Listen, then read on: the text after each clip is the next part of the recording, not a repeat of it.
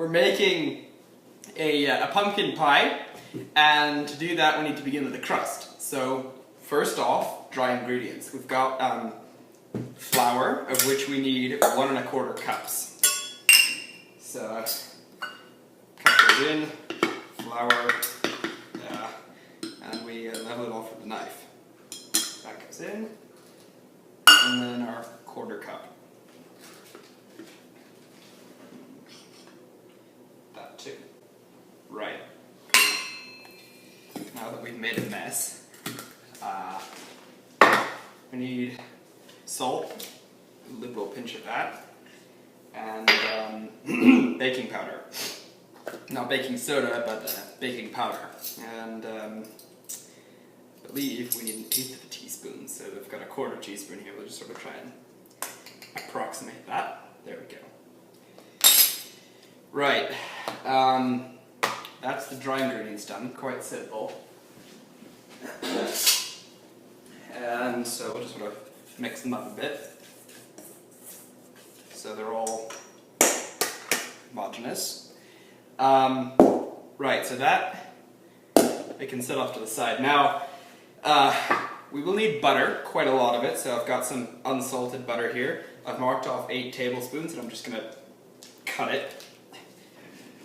Okay, so we'll free that, and this goes in the freezer. Butter is now well and truly frozen. Look at that. So the first thing we need to do is to cut up the butter. You're gonna want like 1.5 centimeter cubes, or like, I don't know, 1/2 inch maybe. I find it's easier to cut butter once it's already frozen, because if you cut it when it's softer, it just kind of squishes all over the place. So we just get this. Chop. Flour goes in the food processor. Flour, salt, baking powder, mix, that goes in the food processor. And then I'm going to tip our butter in, just to make sure all of that falls in there. And now what we want to do is blend this until it starts to fall down. So it kind of looks, they say it looks like coarse breadcrumbs, but really I find the measure is, it will kind of jam up against the sides, and then when it starts to like crumble smoothly into the center, that's when you know you've got it. So, okay, there we go. So, from the top,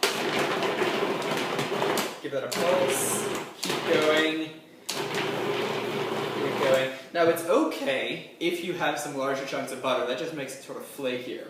But obviously you don't want like the whole damn chunk, you just want it to be, now we're blending, and yeah, that's about right, smoothish. So now what we need to do is add in a little bit of cold water. They say if you put a little apple cider vinegar in it, it makes it, the crust that is, even flakier. So, dash of that.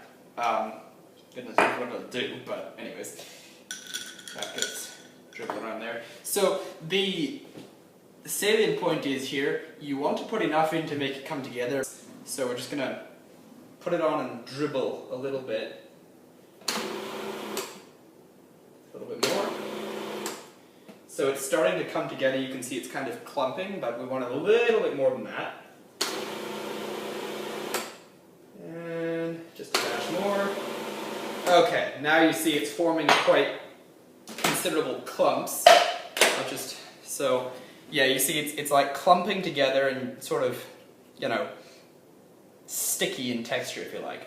So that's what we want. So next step, we're going to turn this out, build it into a little cake, cellophane it, stick it in the fridge. Obviously we're going to need some flour so we don't screw up our board or, you know, stick the dough or anything. Always important to flour your board. Now, take this, tip it out. Take your scraper thingy and just tip the rest of that out. Try not to get too much of it on the floor.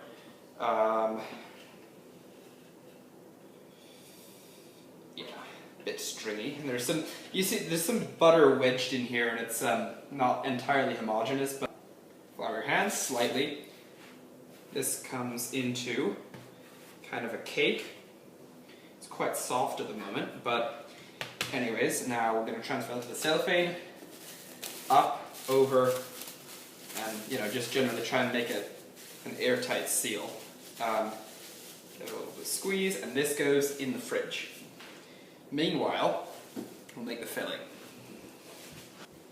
So, for this pumpkin pie, we're using pumpkin. This is fresh pumpkin. We've got a pumpkin that, they're a little bit different from the sort you put outside your door.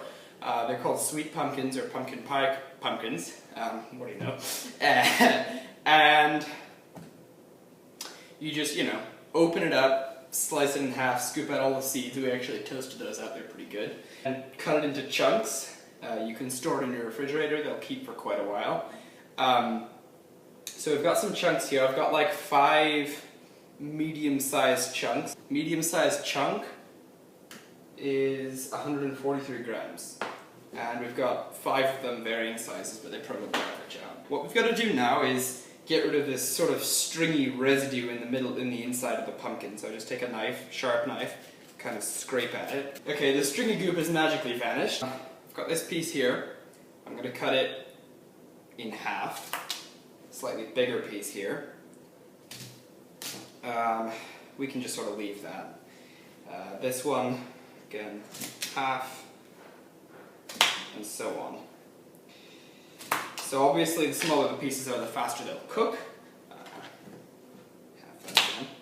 But if you cut them too small, then you're just fiddling around with a bunch of little bits and it gets really annoying. Right, we've moved to the stove.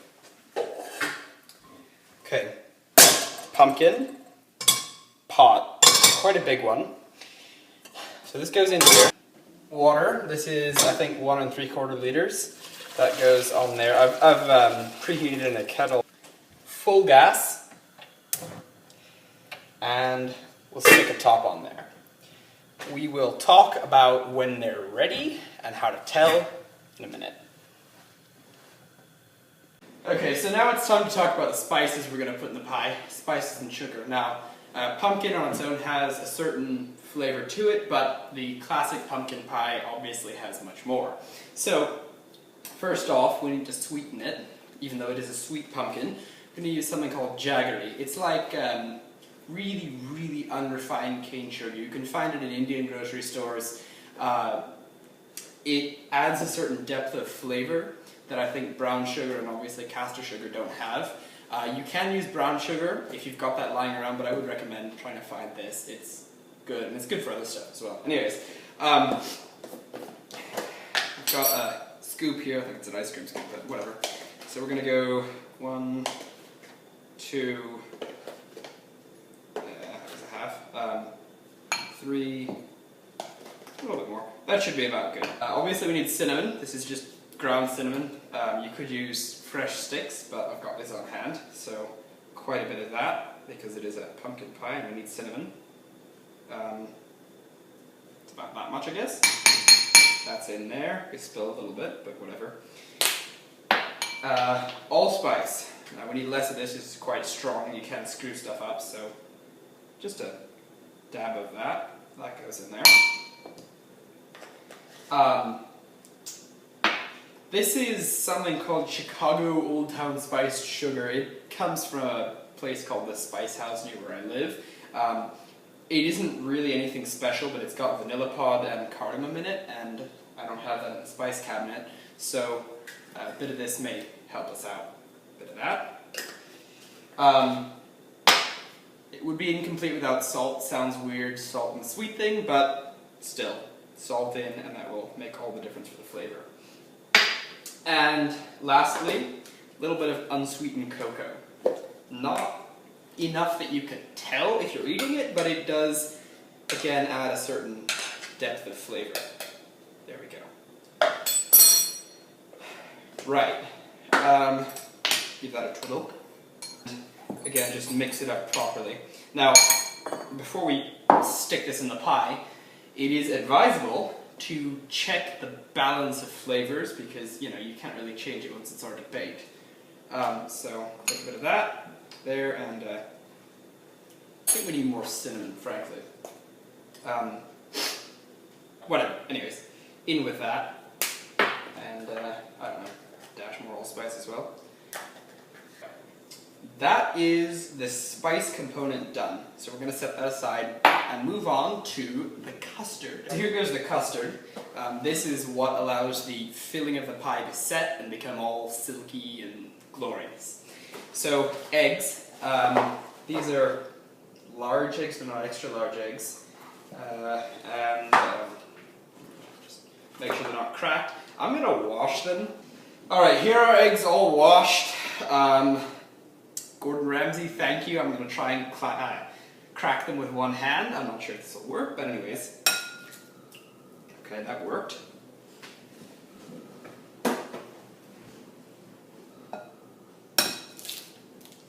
I will whisk up the eggs a little bit, just so they're sort of broken and not eggy, whatever that means. The other component of the custard is the evaporated milk. I've got a tin of it here.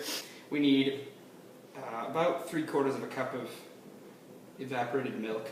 The thing about evaporated, so there are two types of like tinned milk product, I guess. There's evaporated milk and sweetened condensed milk. We already put quite a bit of sugar in here, jaggery, whatever you want to call it, and evaporated milk has not got any added sugar other than lactose, which is already in the milk. So I figure if you put sweetened condensed milk, it might over-sweeten the pie. If you've got a sweet tooth, that's fine, but I'm using this. So about another half of the half cup. That might be a bit much. Okay, we'll set that aside. Vanilla, always good to have. Adds a certain lightness, I think. Just a dash of that. Okay, and we're going to whip that all up. And set that aside. That's our custard done. Alright, let's talk about pumpkin doneness. So these have been boiling for a little while. I know they're done because I'm making the video, thank you very much. But here's how you tell. If you poke a fork into a fresh pumpkin, it's kind of crunchy. You can't go really through it. At various points through your boiling process, stick a fork in. And you'll know it's done when you just take a piece, push it to the bottom like that, and it's soft to go through. It feels like pushing a fork through refrigerated butter, not frozen butter, refrigerated butter. So that's that dealt with. It was boiling. I'm going to protect myself by putting a glass of cold water in, so if I spill it on myself, it doesn't scald me. And then we're going to go, there's a colander in the sink, and we're going to drain it. Okay, so this comes off the stove. It's a little bit warm. And I'm just going to tip that into the colander. We can put that back on the stove. And pick it up, jiggle it a bit. We want to get as much of the water out as possible. So just let that sit there for a little bit and cool down as well, because we don't want to scramble our eggs just yet. Next phase of the operation. Our cooked pumpkin is in a bowl, steaming slightly, and now we have to de-skin it.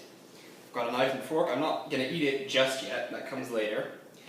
So we'll take this, cut it, and then just try and go along and remove the skin without butchering the flesh of the pumpkin, to the extent you can, obviously. Hey, look, the peel skin of the pumpkin is magically removed. That would make great compost, but anyways, back to the topic at hand. So we've got our food processor here, small one because the big one is dirty at the moment, because we used it for the pastry. What we're going to need to do is puree the pumpkin. We have to puree that until it's quite smooth, because of course we want a smooth texture. That's what we're aiming for. That's in the food processor. Stick the lid on.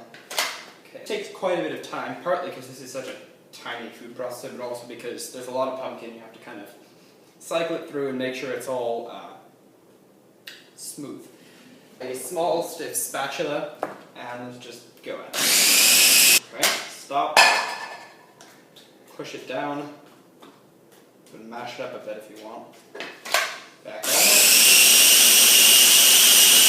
You may have to keep at this for a while, unless you've got a much better food processor, in which case it could be done instantaneously, but we haven't. It's sort of starting to pull itself. It's like a whirlpool. It's starting to move, and we're getting close.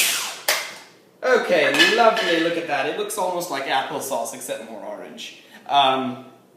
Okay, so that's that dealt with. Add our supremely fragrant spice mix. That's what we did before, jaggery, cinnamon, and other stuff. That goes in there. And once again, blitz. Come on.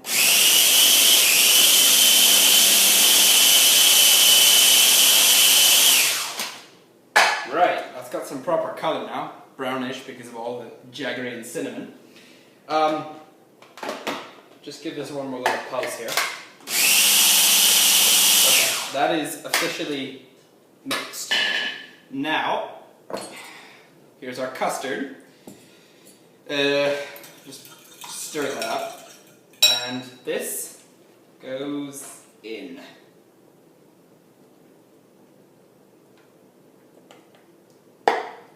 Whisk, that's the tool to have here. And at this point the pumpkin is cool enough that it won't cook the egg, and that's quite important. You should just sort of test your pumpkin temperature, because otherwise you could end up with a very ugly mess in here. Okay, have a look at that. That is our filling. Except for one thing. It's quite liquidy, and it does help to add a bit of cornstarch. So, scoop, maybe a half. That should do it. Okay.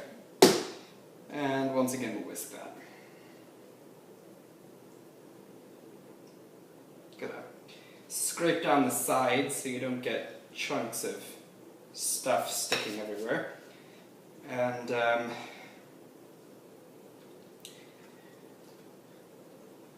yeah, brilliant. Filling is done. Okay, it's crust time. This is I think it's a 9-inch pie pan, whatever you want to call it. It's ceramic, quite thick, pretty sturdy. First thing we're going to do is grease it so our pie comes out easily. Be liberal with the butter, press it, all over the place. Just give it a good scrubbing down. That aside, take a piece of paper towel and try and even out your greasage. Get it in the corner, because that's where the pie tends to stick into the crease, the angle as it were. And that being done, we can set this aside. Now, here's our dough. It's in cellophane, it's chilled. Sort of bring it out. I've got a piece of parchment paper here. Just going to take it, squash it down a bit, so it's a sort of flat, cakey thing, devoid of any major cracks. Set that aside. Got a clean work surface here, cleaned it, dried it, the whole 9 yards. Flour. Take that and flour the work surface. So, peel that off. There, there. Make sure it doesn't stick. Add a little more flour. It will dry out slightly, but what the hell. Flour the rolling pin.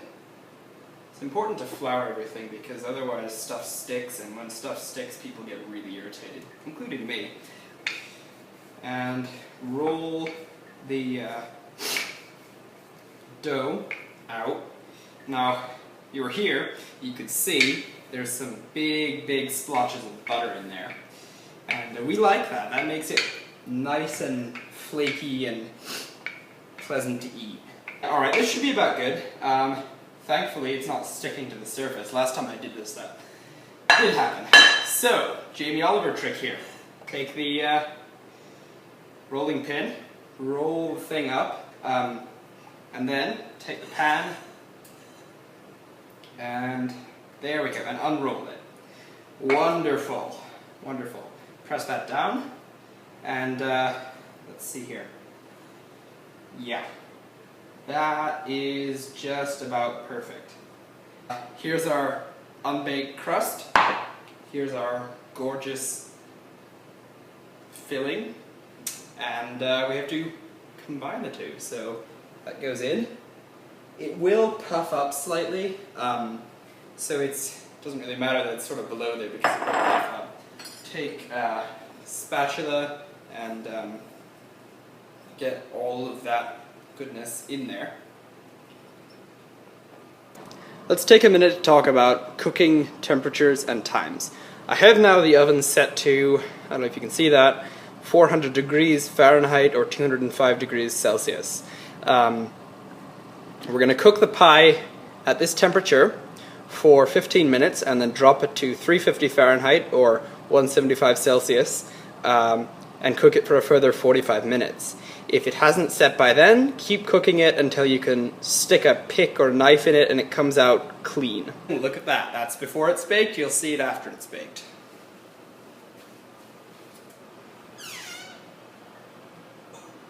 Okay, and that goes in. Okay, so we've cooked 15 minutes at 400 degrees Fahrenheit or 205 Celsius, and we are now dropping it to 350 Fahrenheit or 175 Celsius, cooking for a further 45 minutes. Pads, very important, don't burn yourself.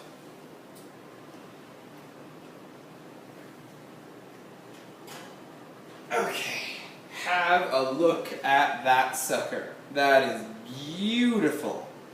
And it smells... Right. That is a piece of the completed pie. It's cooled down now. And, well, I think there's nothing left but to take a bite.